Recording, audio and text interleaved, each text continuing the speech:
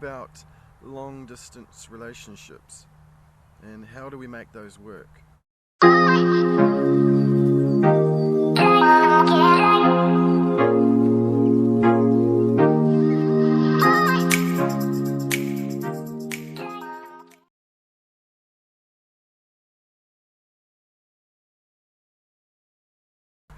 Hi, it's Chris and Giselle, and we're from Hadley Park again, and we're going to talk about long distance relationships and how do we make those work. It's a complex thing because it's got many parts to it. You have to be invested in the relationship, so you have to find someone that you can be committed to, and to do that you have to have things in common.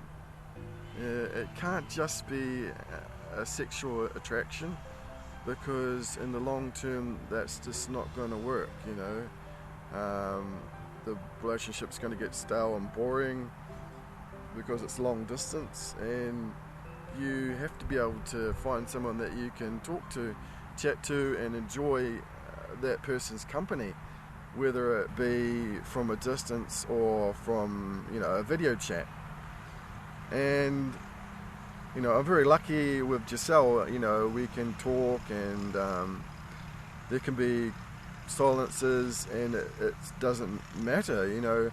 I might stop chatting for a second and then continue, and she doesn't get disgruntled. She's that we have a happiness together. And so you have to find someone that you've got things in common with, and to make a long distance relationship work. It's just, attraction's just not going to be enough by itself. It's really important. I mean, obviously, the sexual part of relationships important and all that, but it's not everything. It's not going to fill the gap, fill the void when you're not in close contact with that person. So that's a really important thing. And from that, I was really lucky to find someone that I had a lot in common with. She liked sport too. She was kind of business minded. She was smart and funny, and so we could have laughs together. And if you're laughing together, that makes the relationship easy. It's easy to be with. It's fun to be with someone. And so I was really lucky. But you have to have the commitment in a long distance relationship. So and you also have to have goals. If you can't be willing to go and meet someone and spend at least a month with them, and go and meet their family, and and see what they're like to live with and be with, then that's not going to work. That's not a long distance relationship. You have to be able to meet the person, and you have to have goals to be with them eventually, like in their country or your country. And unless you're willing to do that, that's not a long distance relationship. You have to have that commitment.